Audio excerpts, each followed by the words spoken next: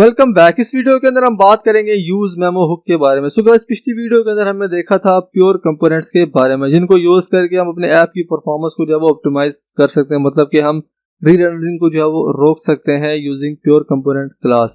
सो अगर सेम काम हमने वो करना है फंक्शनल कंपोनेंट्स के अंदर, तो उसके लिए हमें यूज मेमो की जो है वो हुक मिलती है। तो उसको यूज करके हम अपने ऐप की परफॉर्मेंस को भी जो है वो ऑप्टिमाइज कर सकते हैं ना फंक्शनल कंपोनेंट। तो हम इसको जब वो प्रैक्टिकली करके देखते हैं, तो मैं यहाँ पे विजुअल स्टूडियो कोड में आ गया, तो यहाँ पे मैं एक कंपोनेंट जो है वो बना लूंगा। कंपोनेंट फोल्डर के अंदर मैं इसका नाम रख लेता हूँ memo.js।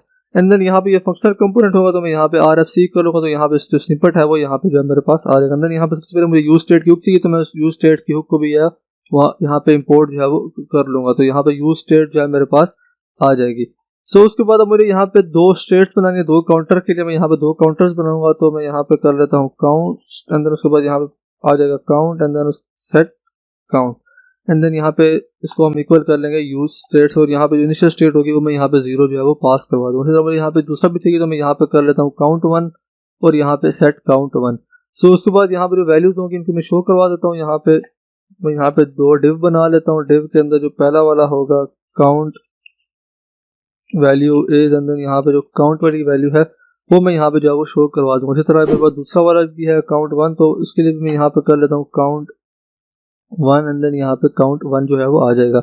इसके बाद यहाँ पे दो बटन भी चाहिए, तो मैं यहाँ पे बटन भी जो है वो बना लेता हूँ। दो बटन मेरे को चाहिए, तो बटन के अंदर सबसे पहले मैं यहाँ पे ऑनक्लिक जो फंक्शन है वो लगा दूंगा। देन यहाँ पे एरो फंक्शन के अंदर जो सेट काउंट है उसको हम यहाँ पे कॉल करके जो स्टेट है उसको यहाँ पे जो है वो चेंज करेंगे। तो यहाँ पे मेरे पास आ गया सेट काउंट, एंड देन यहाँ पे इसके अंदर काउंट प्लस 1 जो है मैं यहाँ पे कर दूंगा।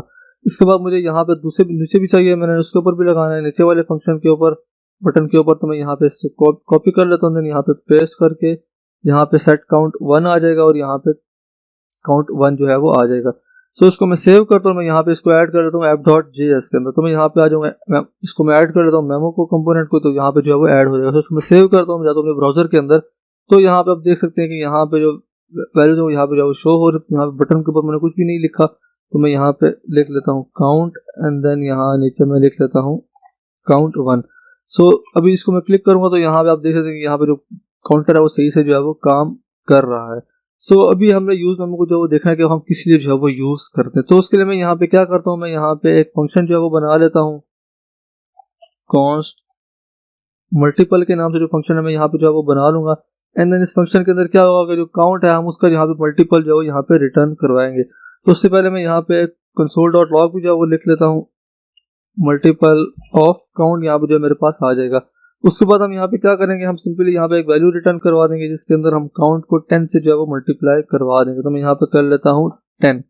सो इसको मैं सेव करता हूँ, और मैं यहाँ पे जो फंक्शन है उसकी वैल्यू को भी मैं यहाँ पे ऐड करना चाहता हूँ, तो मैं यहाँ पे इसको ऐड कर लूंगा यहाँ पे। तो यहाँ पे जो वैल्यू होगी वो यहाँ पे जो है वो ऐड कर लेंगे। तो मैं यहाँ पे कर लेता हूँ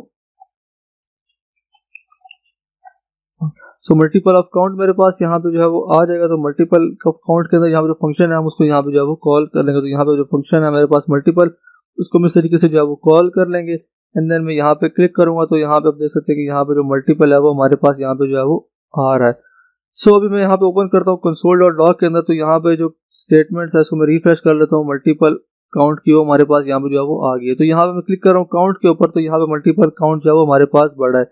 सो लेट्स से मैं यहाँ पे क्लिक करता हूँ काउंट के ऊपर, तो यहाँ पे आप देख सकते हैं कि यहाँ पे इसके ऊपर भी जो है वो ये रेंडर जो है वो हो रहा है, मतलब जो फंक्शन है हमारा मल्टीपल काउंट वाला वो काउंट 1 के ऊपर भी जो है वो चल रहा है, लेकिन इसको जो है वो चलना नहीं चाहिए। लेट्स से हमारा यहाँ पे कोई फंक्शन है जो कि बहुत बड़ी कैलकुलेशन जो है वो परफॉर्म कर रहा है, तो वो किसी एक बटन क्लिक के ऊपर जो वो परफॉर्म करेगा। लेट्स से कि अगर हम उस क्लिक करें कि दूसरे बटन के ऊपर, तो उसके ऊपर भी जो वो कर रहा है, तो ये हमारी परफॉर्मेंस को जो है वो खराब कर सकता है। सो इसको जो है वो हम हैंडल कर सकते हैं यूजिंग यूज मेमो हुक। तो उसके लिए हमें क्या करना पड़ेगा, जो काउंट वाला फंक्शन है वो हमें यूज मेमो के अंदर जो है वो पास करना पड़ेगा।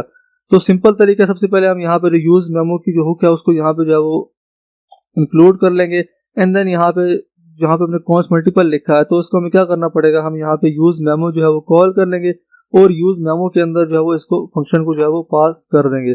तो यहाँ पे यूज मेमो जो है वो पास हो जाएगा। तो मैं चाहता हूँ कि ये फंक्शन जो सिर्फ काउंट के ऊपर जो है वो चले, तो उसके लिए मैं यहाँ पे सेकंड आर्गुमेंट भी जो है वो देना पड़ेगा, जो कि इसका डिपेंडेंसी अरे होगा। तो यहाँ पे हम इसके ऊपर सिर्फ लिखेंगे काउंट, मतलब कि जो फंक्शन है सिर्फ काउंट के ऊपर जो है वो चलेगा। अगर हम यहाँ पे काउंट 1 के ऊपर क्लिक करें तो फिर जो फंक्शन है वो यहाँ पे एग्जीक्यूट जो है वो ना हो। तो उसके लिए भी यहाँ पे जो मल्टीपल है उसको हमें यहाँ पे इस तरीके से लिखना है, क्योंकि ये फंक्शन कॉल जो है वो नहीं रही, तो हम यहाँ पे इसको लिखेंगे तो यहाँ पे हमारा जो एरर है वो यहाँ से जो चले जाएंगे। सो इसको मैं रिफ्रेश कर लेता हूँ, देन यहाँ पे कंसोल को मैं क्लियर करूँगा, तो मैं यहाँ पे क्लिक करता हूँ काउंट के ऊपर, तो यहाँ पे मल्टीपल ऑफ काउंट जो फंक्शन है वो यहाँ पे जो है वो रन हो रहा है। लेकिन अगर मैं यहाँ पे क्लिक करता हूँ काउंट के ऊपर, तो हमारा यहाँ पे काउंट 1 जो है वो बढ़ा, लेकिन यहाँ पे जो फंक्शन पहले जो है एग्जीक्यूट हो रहा था इस बटन क्लिक के ऊपर मल्टीपल ऑफ काउंट, वो अभी यहाँ पे जो है वो एग्जीक्यूट जो है वो नहीं हो रहा। तो इस तरीके से जो हमारा ऐप है उसकी परफॉर्मेंस जो है वो बेहतर हो रही है, मतलब जो हमारा फंक्शन है वो सिर्फ एक ही बटन क्लिक के ऊपर जो है वो एग्जीक्यूट हो रहा है। अगर यहाँ पे बहुत ही बड़ी कैलकुलेशन होती तो फिर ये काउंट 1 के ऊपर जो है वो एग्जीक्यूट होता, तो हमारा जो ऐप होता है उसकी जो स्पीड होती है वो थोड़ी सी जो है वो स्लो हो जाती। सो इस तरीके से जो है हम यूज मेमो को यूज करके जो हमारा ऐप है उसकी परफॉर्मेंस को जो है वो ऑप्टिमाइज कर सकते हैं। सो होप कि आपको समझ आ गया होगा। तो see you in the next video.